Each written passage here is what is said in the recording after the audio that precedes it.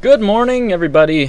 I'm still going to say good morning, even though this isn't Overthink in the Morning anymore. It's the Overthink Tank podcast, because I got to get that the Overthink Tank branding out there. So, at any rate, I'm Chris K, the film guy, because ideally I work on film stuff when I have the time, but I don't right now. Yeah, it's been a while since I did anything. Today's episode is about procrastination. Alright, procrastination, it's not really my problem, procrastinating. It's figuring things out. I'm always buckling down to try to do stuff, and then it just goes wrong. And so we talk a little bit about that today. Because I'll procrastinate, sure, but then when I finally buckle down to do stuff, I get stuck in the mire. So, and I think I talk about this so frequently that it's depressing. And I was editing this, and I was still, it didn't, I was like, okay, that's the solution. We figured out how to stop all procrastination. It doesn't help. Maybe it's an attitude thing. But anyway, this is a really long discussion. If you recognize some of it, it's because this is what is on the cutting room floor of the Overthink Tank show. It's an actual discussion, and this is the long version of it. So you can see the full discussion right here, right now. Enjoy. We'll do positive thing of the week. Alright, so we're going to do positive thing of the week. I watched Iron Man 3, and he's always referencing the fact that he's a tinkerer, he's a tinkerer. And I'm thinking, I want to be a tinkerer, but I realized I'm not a tinkerer, I'm a thinker. I sit around and think, oh, that would be a cool idea, oh, that'd be a cool idea, I wonder how I would do that. And I don't really get anything accomplished. When I do sit down and try to tinker with stuff, like the microphones, and I discovered all those problems with them, usually I just, completely fail at the tinkering, because it just proves all of my thoughts wrong, And so tinkering, you learn a lot more from tinkering than you do from thinking. Yeah, that's what's positive, is doing it rather than thinking of it. You'll learn a lot more. Yeah, you cover a lot more ground faster. And my positive thing of the week is actually breaking procrastination. Okay. And because we mentioned that before. Yeah. You and I have talked about this stuff plenty of times, but so basically procrastination. Yeah. So I had an answer for that 2 days ago. And now you forgot. And then I woke up and I procrastinated the entire day. And I realized, I forgot. I don't have an answer. There is a great website about this. Is that our time? Is that our time is off? Jake, do you want to just plug this website? Because I thought it was very interesting. It's on the list there. So, hold on here.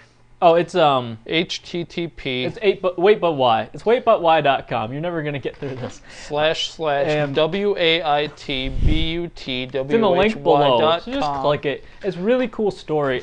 Article.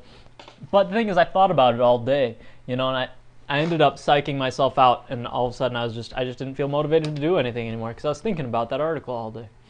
Yeah, it's pretty weird. I do the same thing too. I want to get to work and I want to finish doing this. And then what do? I sit down and I think about, boy, it'd be nice to get to work and finish doing that. Yeah. And then you never do it.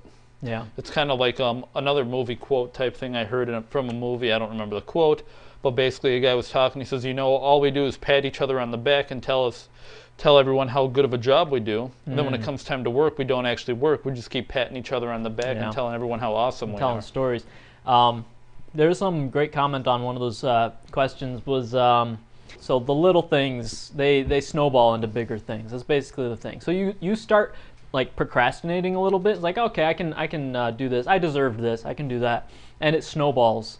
And it becomes bigger and bigger. It's a slippery slope. Everything is. So, but you start doing a little bit of work, and it's like you start doing a little bit more work, and it's like, yeah, this is easy, and it snowballs, and it starts getting easier. So that's, I guess, one of the best things I ever heard. You and I always have a problem with procrastination. Yeah. And even goals in general. Yeah, a lot of people, management. You hear motivational speakers, and they talk about writing out a list of goals, have a goal list. I mean, you've talked about that. You write down goals that you want to accomplish. You slap the little sticky note on your door, and what do? You get up the next morning, you look at it, and you open the door. Walk past it. Yeah, you don't even bother with it. Yeah. And I finally figured out why I procrastinate and why I don't get goals accomplished. For me, and I think for you too, I'm not sure, and maybe a lot of other people, is that the goals seem to be too big. Like if the goal was to clean your house, Yeah. I wouldn't, usually write that, okay, clean house, and you're going to do that today. And then when you start doing it, you realize there's a lot of stuff to do. And it's like, oh man, this is a lot. But if you actually broke it down, like instead of writing clean house, you write down clean your kitchen, clean the bathroom, clean the living room, mop the floor. So now you got like, 10 Very goals. specific tasks. Yeah. Then you just focus on the one goal. Don't focus on anything else. So be like, okay, I'm going to clean the kitchen.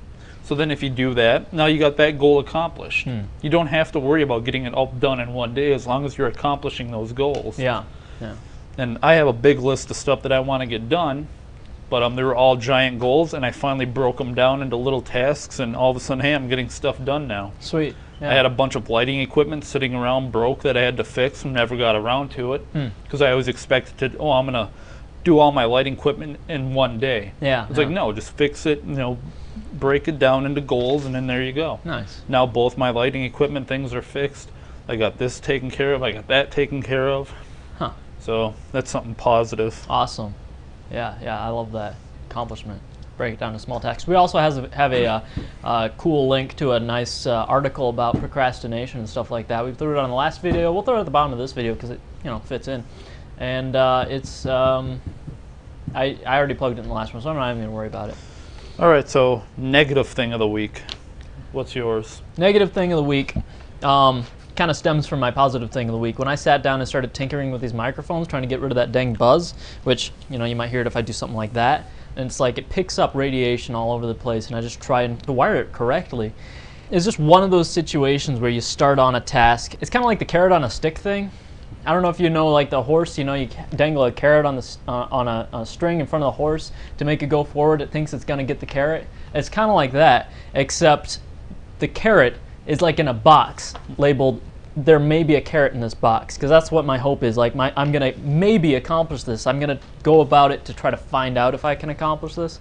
And not only that, but the more I set out to do it, the more wrong I realize I am, and the further and further away my goal is getting from being accomplished. So it's like it's a box that says there might be a carrot in it attached to a horse that's going faster than me and just getting further and further away. That's what I feel like sometimes. For everyone else, there's a carrot in front of them. They walk forward, but they can reach out and grab it after a while. After a while, yeah. Like what you said with us, it's like, you might have a carrot in here. Yeah. Oh, if you do this, you might become successful. And the more we work on it, then the harder and harder things get. Yeah, and it's like you're trying to fix your microphones, and the more you're working on it, the more problems you're finding. Yeah. And it's just getting harder and harder. Eventually you discover, nope, it's not possible. So you discover all the things that's not possible, and it's really discouraging.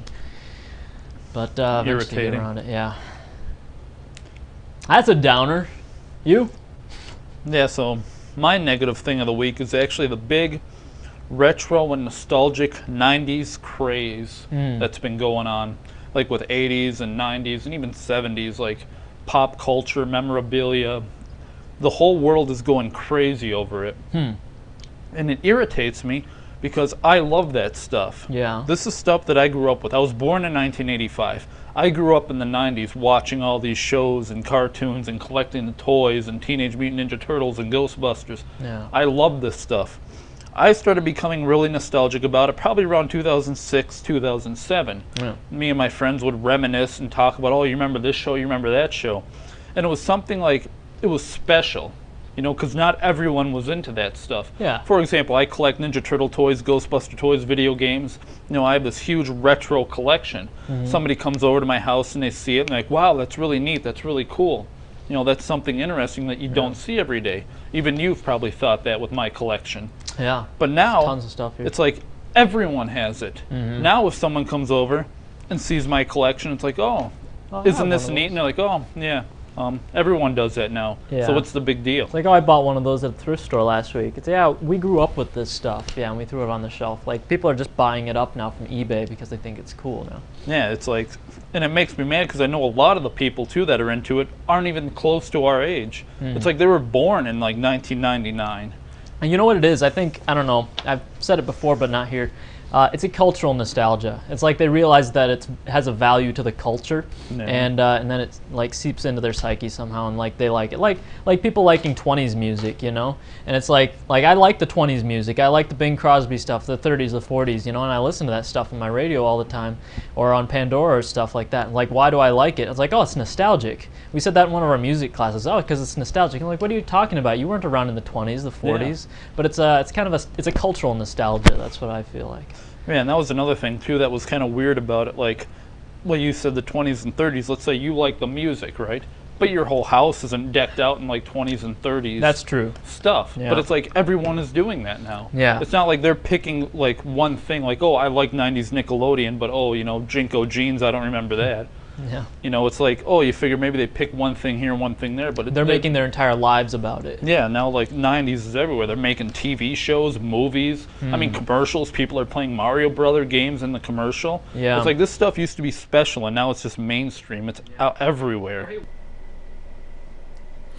All right, so that was the discussion that we had. You know, I got a lot of things to say about that. I wish I could just like do a reaction video or a commentary or something.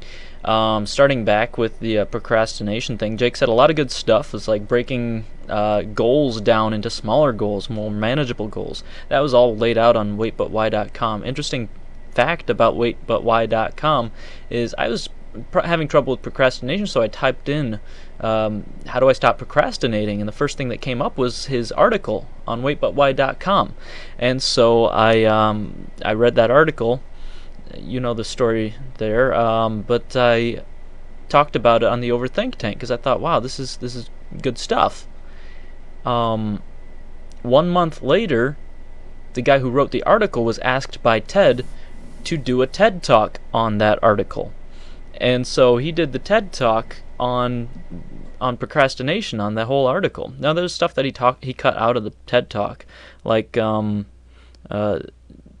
I forget what a lot of his analogies were, but that they're in the article, and some of it was exactly what Jake said, and he hadn't even read the article. He didn't read the article, but he still said it anyway.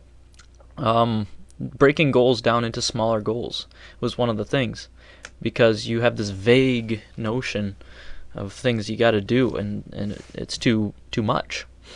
You can't handle it. You have no idea what you're doing. You have no sense of accomplishment. So that's really good stuff. Also, the idea that that things snowball into bigger stuff. I don't even remember where I read that. If that was in the same article or something else. The things that you start, whether it's success or failure, snowballs. So you got to just keep plowing away at what you want to snowball, and avoid the things you don't. So that was cool. And Jake's frustration with the 90s craze. I think the 90s craze is kind of dying out now. I still hold by what I say. It's a cultural nostalgia. People see this stuff from the outside in. It affects their lives. It's all part of society. It's like if you watch like 101 Dalmatians, you got like all this jazzy stuff. You got Jungle Book has all this jazz stuff, and Christmas music has all this jazzy stuff from like the 20s, 30s, 40s. Kind of styles, and then you grow up and you're like, you know what, I want to hear the actual music from those eras. Society's just filled with all sorts of things that stemmed off of these things from the 20s, 30s, 40s, and some of them parody, make fun of it, like the sci-fi noir quality of Blade Runner and stuff like that. And we kind of want to envelop ourselves in that kind of a genre, and we have to go back to its origins, and there's something just more legitimate about listening to Billie Holiday and Ella Fitzgerald and Bing Crosby, and watching White Christmas and all this other stuff, the original stuff, and watching these old-timey movies from the 20s and 30s and 40s, and just really getting into that feel. But we also idealize it in our mind with these rose-colored glasses, and I think people did the same thing with the 90s. They're like, oh man, this crazy, holy shite. Okay, yeah, I gotta get better mics. this crazy epic world of 90s stuff that people are just so nostalgic about. I want to get into that too. And all these kids that never were in the 90s are all buying up all this stuff and making their life about it, and they're doing it wrong. That's what all there is to it. They're just doing it wrong. But they're doing it different. They're trying to immerse themselves in what they missed out on because they hadn't been born yet. And yeah, they gravitate to everything. They just grab onto everything. Like he said, Jinko's jeans. I'd never heard of Jinko's jeans. I had slap bracelets. I had exposure to like Sega Genesis and stuff like that. Everyone's like, oh, Nintendo. That wasn't really even a part of my childhood. Every individual has their own experiences. But a lot of young kids coming in, they don't have any experiences from the 90s. What they do have is hang-ons from the 90s, where relics, like I seem to know like a lot of 80s stuff, and people are like, you didn't grow up from the 80s. Like I was born in 88. And people are like, you didn't grow up in the 80s. How could you say that you're nostalgic for this 80s stuff, or you know anything about this 80s stuff? How dare you? This is my stuff. And they probably don't know much about it either. But it's because that's all we had in the 90s. We had old VHS bootleg movies of what you watched in the 80s. And you put it on VHS, and then we were kids, and we sat down and we watched all these old bootleg VHSs of stuff that was on TV and movies that you watched in the 80s. That's what we had in the 90s. We had 80s media.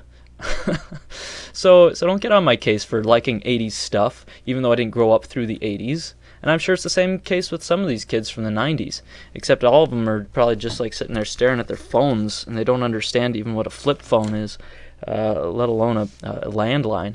But it's dial-up, lost on them. You can't just go back to the 90s and relive it, just like nobody can go back to the 40s or the 20s and relive it. You can just take aspects of those things from society and try to reinvent them and revive them. And I think to some people who feel like they have an affinity for it, when you bring these things back to life, you turn them into zombies. You kill them. It's no longer nostalgic. It's no longer entertaining anymore. You're just cheapening it. I relate to that. That makes sense. It all makes sense. And that's why everyone's going to hate me, because I relate to both sides. I get it, why some people might be intrigued by it, and I also get it why people would hate it. It makes perfect sense to me. Everything in moderation, I guess. There's balance there. Oh, no, people hate that. People want me to be an extremist. They're going to yell at me now. All right. Have a good one, everybody. I'm Chris K, the film guy. Good talk. If you sat through it, kudos. Good for you. Maybe you're doing your homework. Get back to your homework, kids. Watch another episode. All right.